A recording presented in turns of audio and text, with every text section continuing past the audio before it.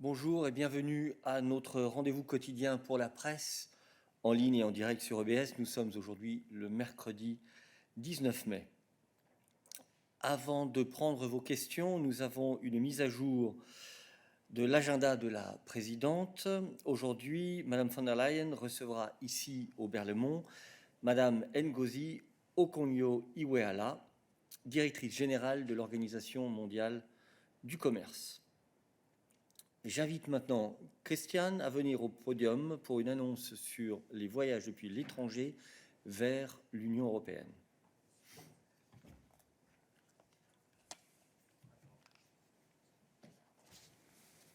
Ah, So, good afternoon. attends. Okay. We have... It seems we have no sound. No sound.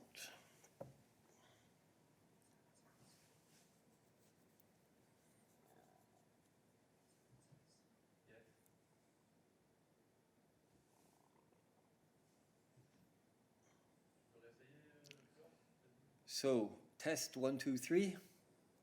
Does the floor channel work?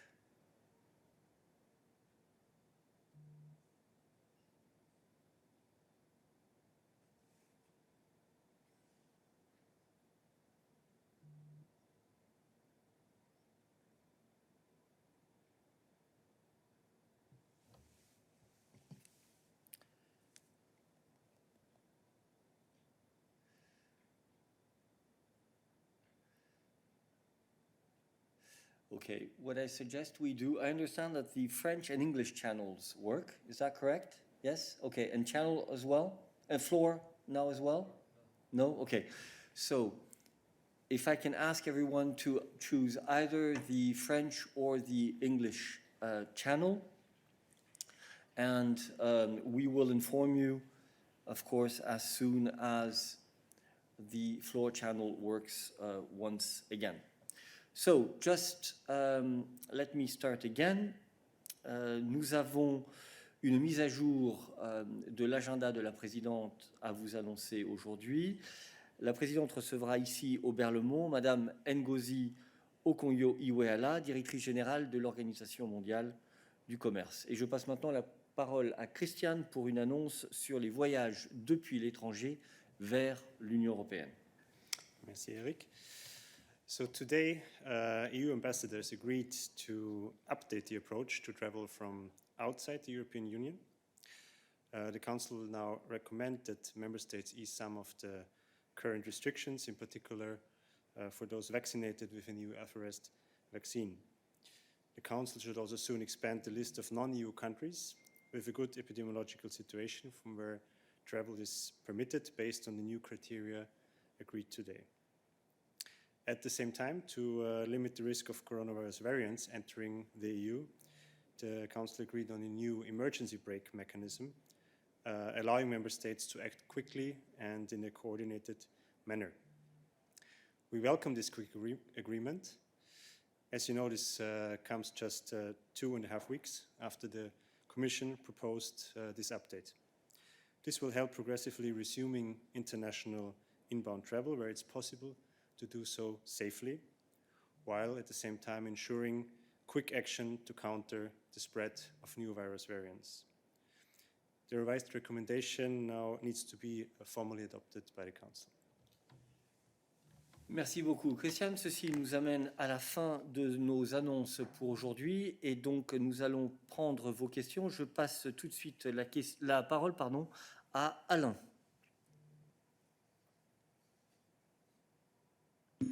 Bonjour. Bonjour, vous m'entendez? Nous t'entendons, Alain.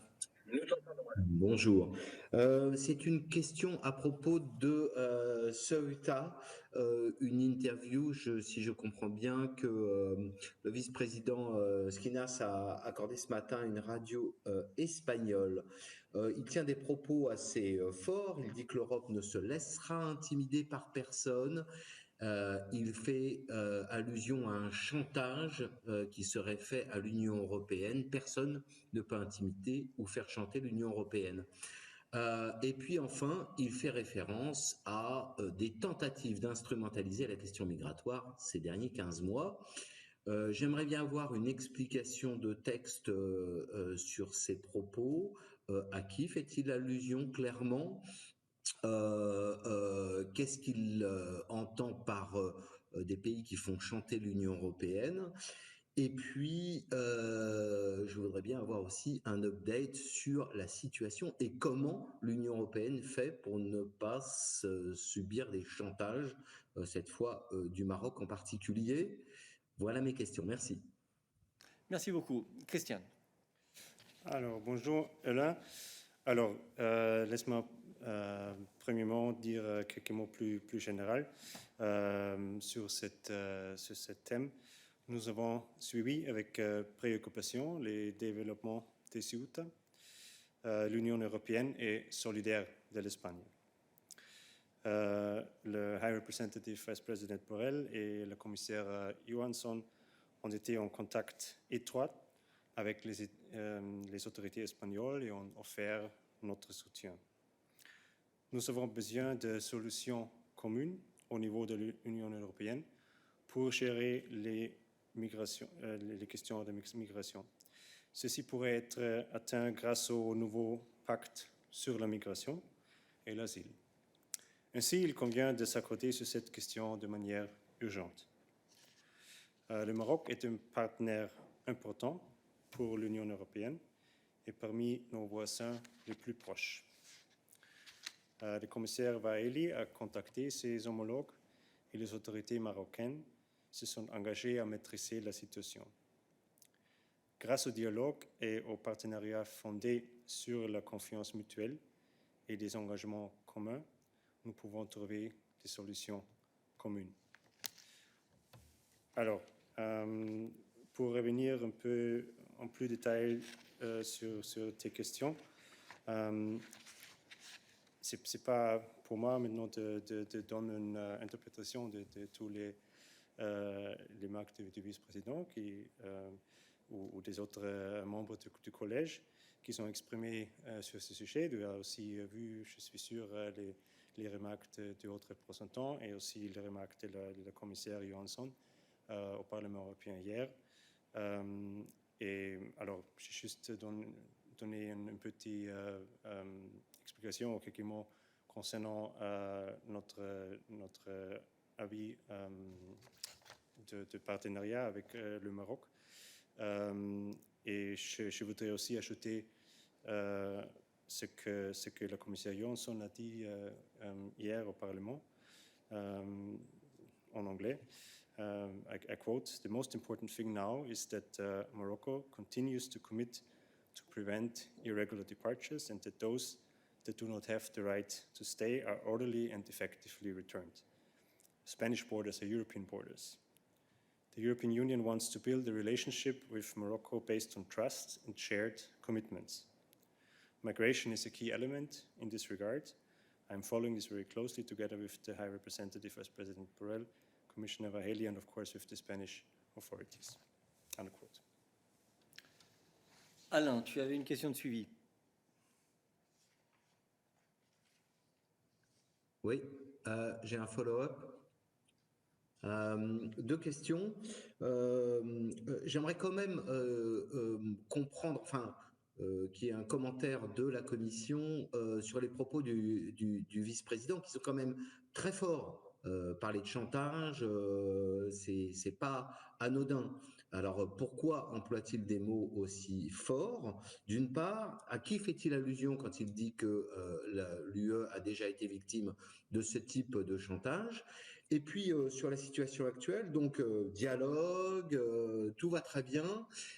Est-ce que ça veut dire que, un, le flux de migrants s'est arrêté et deux, que le Maroc s'est engagé à reprendre tous les, je crois, 8000 migrants qui sont arrivés? Merci. Merci Alain. Il ne nous revient pas de compléter les propos du vice-président. Il a tenu les propos et il a expliqué la position dans les mots que lui-même a choisis. Ce qui est clair, c'est que pour nous, il est important qu'il soit clair pour tout le monde que la politique européenne en matière de migration et d'asile sera fondée sur nos propositions, celles que nous avons mises en avant dans le pacte sur la migration et l'asile en septembre de l'année dernière, si je me souviens bien, et que nous souhaitons voir adopter le plus rapidement possible. Et que donc il serait vain, si cela voulait venir à l'esprit de qui que ce soit, d'essayer d'influencer notre politique dans ce domaine par de quelconques biais. Nous allons continuer à traiter les questions migratoires sur base de nos valeurs, de nos procédures et sur base des propositions que nous souhaitons voir adoptées par le co-législateur dans ce domaine. Sur la deuxième question, je passe la parole à Christiane. Pardon, tu peux me répéter Alain. la deuxième question?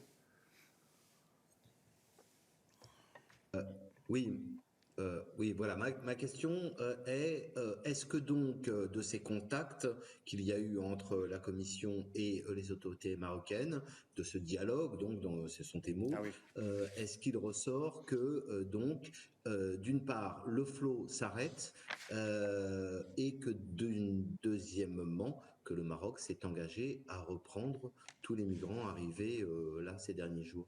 Merci.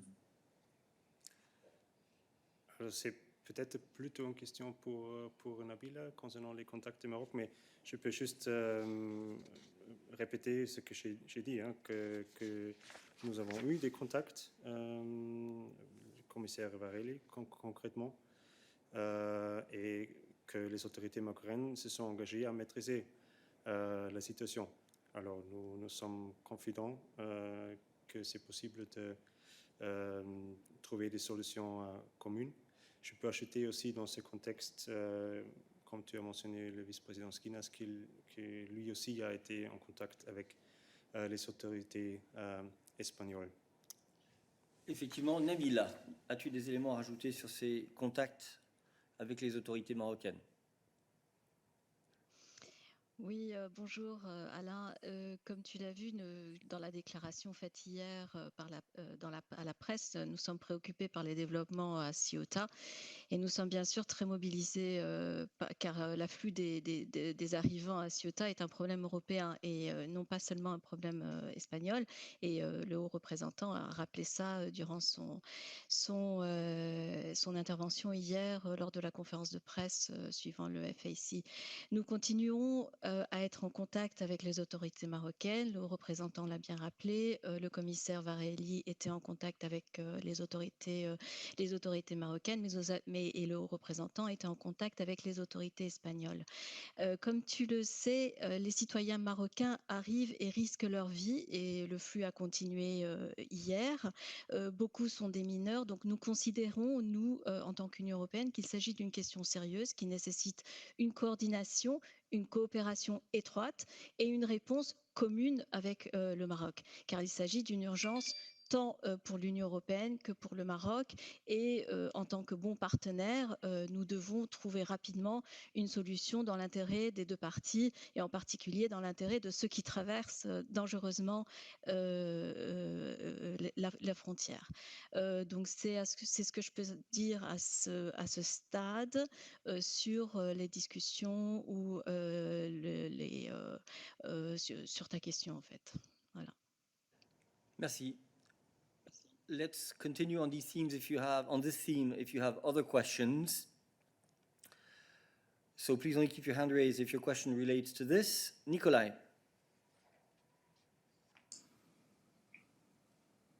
Can you hear me? Yes, go ahead. Yes, go ahead. Great. Does the Commission recognize Morocco's claim on the Western Sahara? That's my first question. And my second question, yesterday Johansson also mentioned that migrant smugglers are charging 3,000 euros to cross the Mediterranean, whereby in 2017 it was 1,500 euros, so prices have doubled. So can you explain how this fits your anti-smuggling strategy that you announced 6 years ago? I mean, in other words, how do you go about breaking the business model of smugglers when they are charging higher prices and are presumably making even more money now? And my final question, if I may, she also mentioned that Ireland has agreed to relocate migrants from Lampedusa. Do you have any figures on that? And do you know if there are any other member states that have come forward as well? Thank you. Thank you very much. On your fourth question on the Western Sahara, that would be a question for Nabila. Thanks, Nikolai, for your question. On Western Sahara, the EU position remains unchanged. The EU calls for a quick resumption of negotiations under the United Nations leadership to find a just, lasting, and mutually acceptable political solution in compliance with the relevant resolutions of the Security Council of the United Nations, in particular the UN Security Council Resolution 2548, adopted on the 30th of October 2020.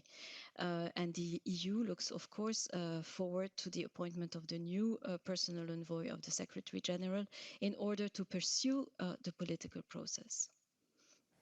I leave the floor to Christian for the rest.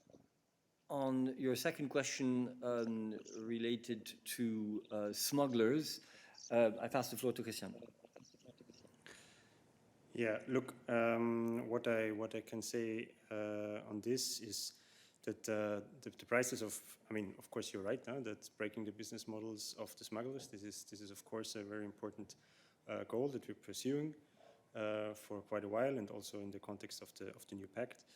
The prices of migrant smuggling depend on various factors. For example, in the 2020 annual report from the Europol's European Migrant Smuggling Center, prices, well, okay, I'm not going to go into the prices, but the prices are mentioned for the Western African route, and these costs depend on services that smuggling operation covers, which can include provision of fraudulent documents, transport, use of safe houses, etc. It may depend on risks that smugglers run during operations, as well as other facts such as measures containing the pandemic. So also the pandemic might play a role in this context. In any case, this is an important objective, of course, that we're working towards to make the business model of migrant smuggling to break this business model. On your other question on the EU solidarity for Italy, indeed, we have confirmed this to some of your colleagues, and I can also confirm this here that Ireland has agreed to take 10 people in the context of relocation efforts from Italy, and that contacts are ongoing with other member states, and we of course call on member states to show solidarity with Italy. Thank you. David. Oui, merci Eric. David Carretta, Radio Radicale.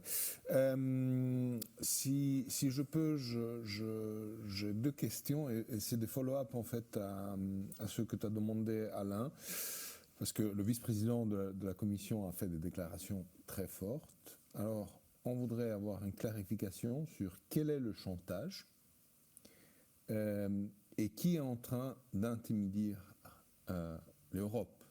Je crois que ce sont deux questions clés pour comprendre aussi les effets des choix politiques qui sont faits par l'Europe quand on fait des accords avec des pays tiers pour gérer la frontière externe. Et deuxième question, est-ce que vous êtes en contact avec les autorités espagnoles pour vérifier qu'il n'y a pas de cas de refoulement de migrants?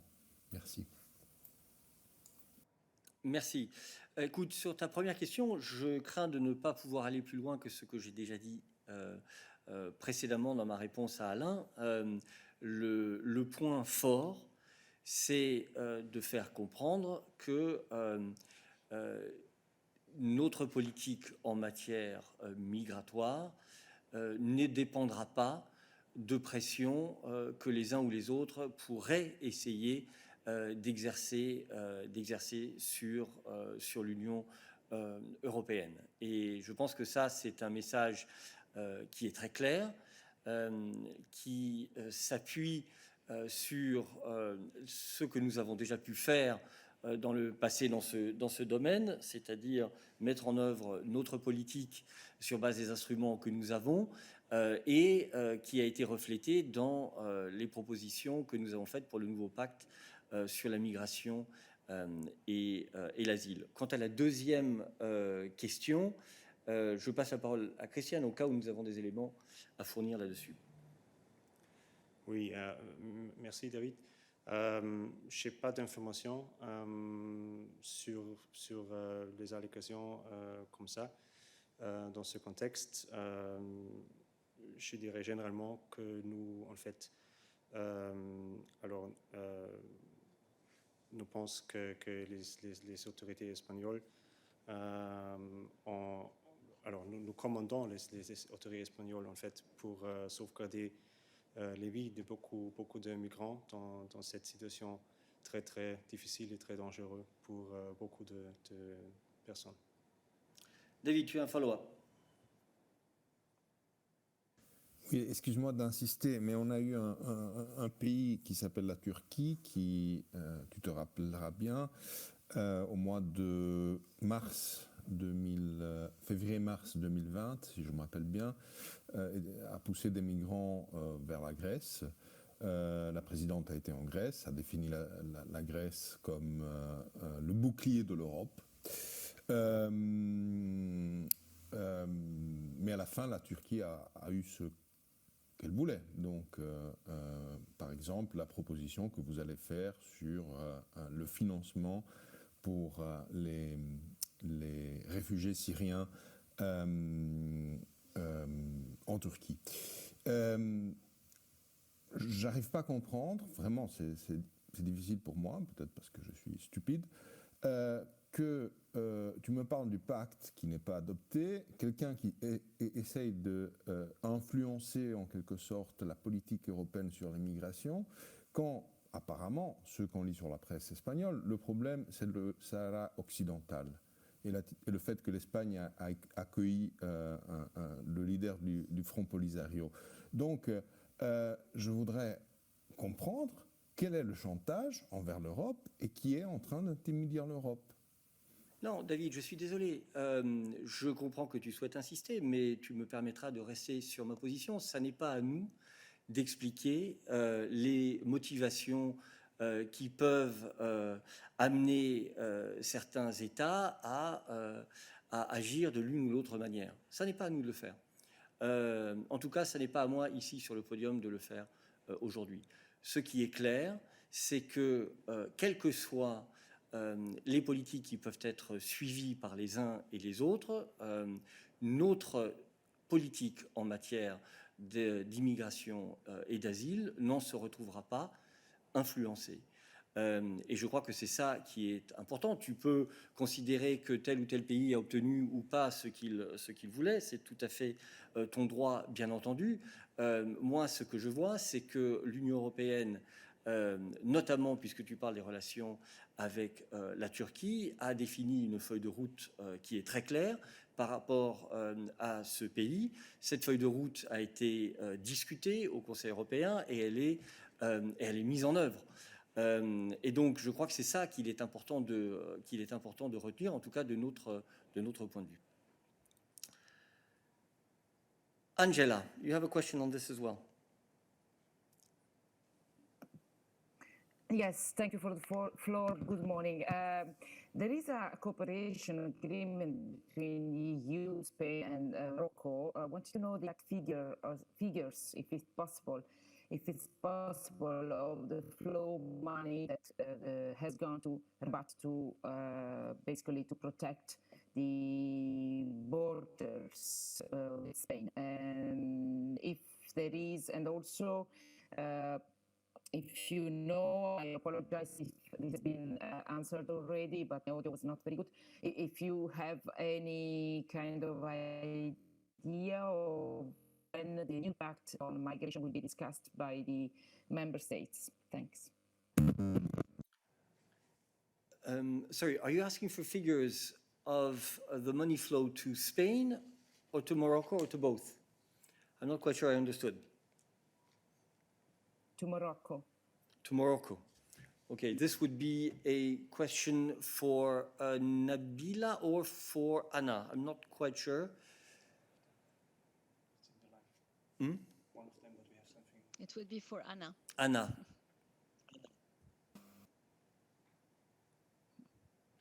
Go ahead.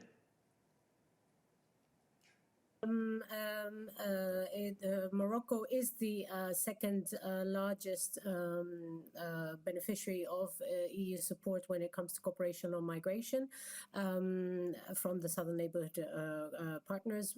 We have a total of 346 million to date in projects and programs.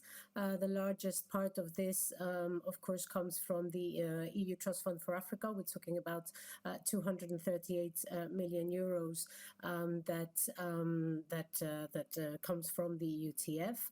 And maybe just to precise that this also includes 101.7 million euro program that was launched of budget support at the end of 2019.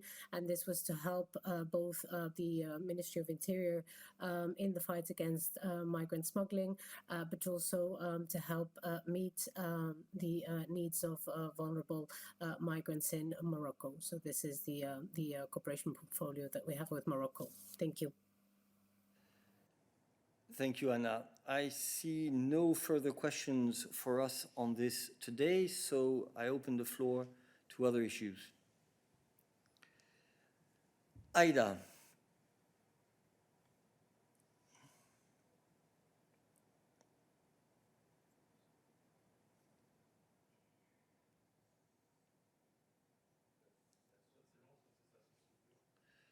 So we're having trouble getting you connected. Perhaps you can check your mic source.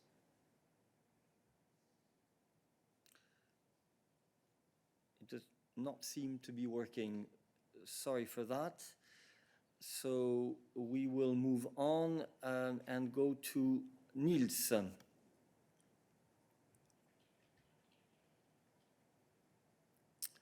Niels. Niels, could you start again, please?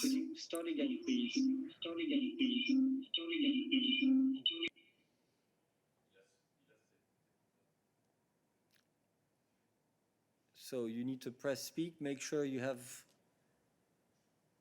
your earphones well connected.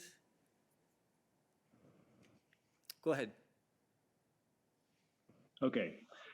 Yes, Eric, the General Court of the European Union has annulled today the approval of the European Commission for the aid KLM received for the pandemic.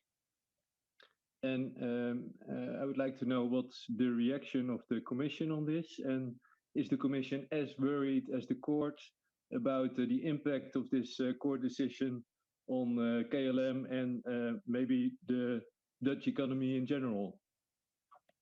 Thank you very much. So Ariana is not here this week, so this is a question for Dan.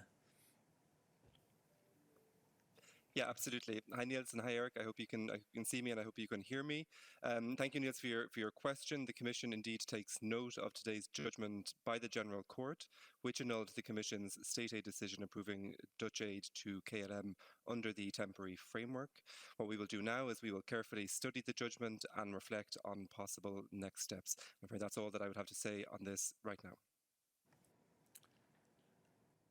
Thank you very much.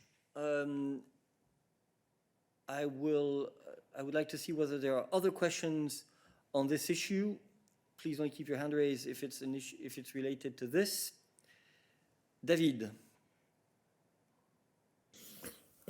Oui, merci. Je voulais demander à Dan s'il a le même commentaire à faire aussi sur le cas de TAP, parce que c'est un petit peu différent, c'est pas les aides Covid, c'était des aides restructuration. Et j'en profite pour demander s'il y a des nouveautés sur Alitalia, vu que la vice-présidente Vestager avait annoncé qu'une décision était très proche sur le pré-pont 1 milliard et quelques d'Alitalia, et surtout le fait qu'un décret du gouvernement prévoit 800 millions avec un mécanisme assez compliqué pour la NewCo qui devrait être transférée après à l'Italia comme avance pour un éventuel achat. Est-ce que vous avez des commentaires à faire par rapport à tout cela? Merci. Merci. Dan. Merci David. Effectivement, j'ai la même réponse pour ce jugement aussi. La Commission prend note du jugement de la Cour générale et pour les étapes suivantes, nous allons maintenant étudier le jugement et réfléchir sur les étapes les suivantes. Sur Alitalia, non David, désolé, je n'ai pas de commentaires à faire sur ce sujet. Nous lisons bien sûr les articles dans la presse, mais je n'ai pas de nouvelles à te donner par rapport à nos déclarations précédentes et à ce que Ariane a déjà dit sur le podium dans les jours précédents. Merci. Merci. Je ne vois plus qu'une seule main levée, donc je repasse la parole à Aïda, en espérant que cela marche cette fois-ci. Can you hear me? Yes, go ahead. Oh, perfect. I do have a follow-up. I know you're going to study the ruling, but I would like to know what are the potential consequences of this ruling for KLM, for all the other air companies that have got financial aid from their governments. Dan.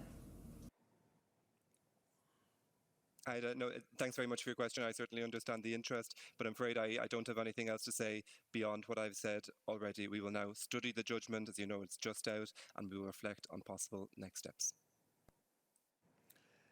Thank you, Dan. Are there other questions for us today on other issues? Michel.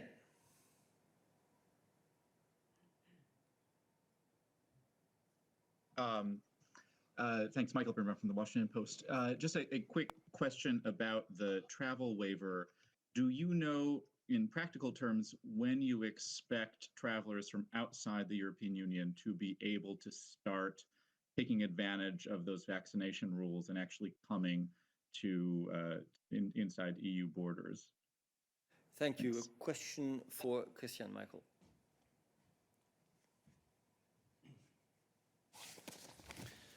Hello. So how this works practically is basically now, well, we had the agreement among the EU ambassadors. It needs to be formally adopted by the Council, which we understand will happen very soon. And what was adopted, or what will then be adopted with this recommendation, are basically the criteria for revising the list, and also, well, for the recommendation on making it possible for vaccinated travelers to come to Europe. And this would then, in another step, have to be adopted by the Council. So this is a question for the Council in the end, and for the agenda of the Council, how quickly this will be put on the agenda and be able to be agreed among member states. Thank you, Christian. Are there other questions? Michael, you have a follow-up. Yeah, sorry. I mean, I just want to be, forgive me, I just want to be very clear on it, though. So then this isn't something where we should expect non-EU travelers, including Americans, to be able to start traveling or making bookings after the Council meeting next week. It sounds as though there are a few steps that would be required even after their approval for a real change to happen in the restrictions. Is that right? Christian. Well, look, again, it's a question for the council. I mean, we have seen in the past the council also moving very, very quickly on this. So I wouldn't say that this has to take long, but this is really not for us to give a timeline here. I was just saying still need the formal approval, which I understand can come very soon.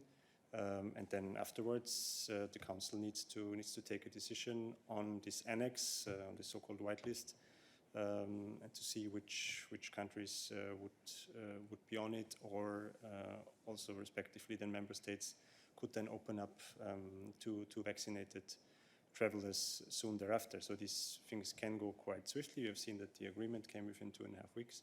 But again, it's a decision really for the council. So I would suggest maybe you check with our colleagues across the street.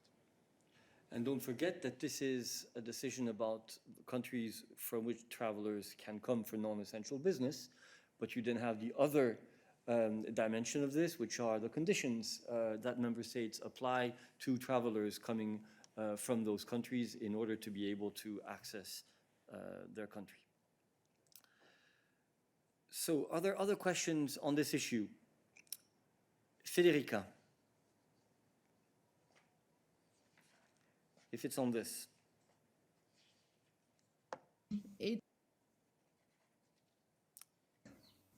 Go ahead. Hello? Go ahead. Okay. My question is actually on whether the Commission has heard the worries around the Chinese investment in Liège, in the airport of Liège, and the implication in terms of espionage and attempt to privacy data of European citizens, not only Belgians, but also all of European citizens being only an hour away from Brussels and the institutions. I'm afraid we're very far away from travelers coming to the European Union. So before we take that question, let me see whether Patricia had a question on this travelers list, on this list of countries for travel. Patricia, was there a question on that? Yes, sure. Go ahead. Good morning, Eric. Go ahead. So basically, I would like to understand whether the criteria to define the good epidemiological state or status of a country have been changed. So I would like to know if it stays with 100%, with 100 incidents for 100,000 citizens in 14 days, or it changed. Thank you. The criteria did not change according to my information, just the threshold slightly changed, but as this agreement came very short before midday, let us double check this so we can give you 100% the right figure. Okay, thank you very much. Are there other questions on this list of third countries? Please only keep your hand raised if it is on this. Nawab. Thank you, Eric. Can you tell us how many non-EU countries will be added to this new updated list after vaccination, of course? Thank you. I'm not sure who can say again, Nawab, thanks for the question, but again, this is for the council to decide. The criteria have now been agreed, or will then finally be adopted, and then it's for the council on this basis to look at the list and make a decision. Thank you. Angela, question on this as well? Actually, it's on vaccines and the plan that the European Commission is going to present to the World Health Organization, as Dombrovskis said this morning. Yeah, no. I don't know if I can ask now. Angela, no, sorry. We'll come back to that at a later stage then. I noted your name down. Okay, I see no further questions related to this list of third countries and travel to the EU. So we come back to the previous question on a Chinese investment in Liège, and I would go to Nabila. in case we have heard about this. Go ahead. No, I'm sorry, but I don't have any information on this, so I will have to get back to you. But I don't have anything on that. Thank you. Okay, thank you very much. So, Angela, now we can come back to your question.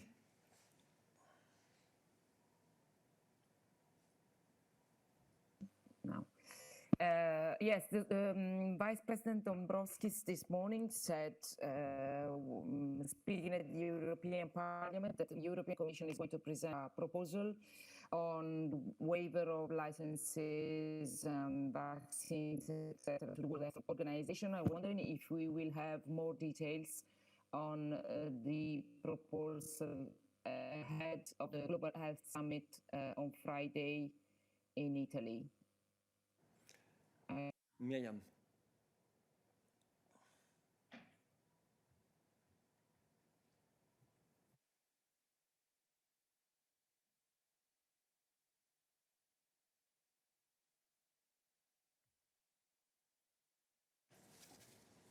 Thank you, Angela. I can reiterate what the EVP has said today during the EP plenary on this proposal that should be presented to the WTO ahead of the meeting that I think takes place in July. So this proposal has three components. First, trade facilitation and disciplines on export restrictions. Second, expansion of production, because we know one of the challenges is there is not enough production of vaccine, including through pledges by vaccine producers and developers.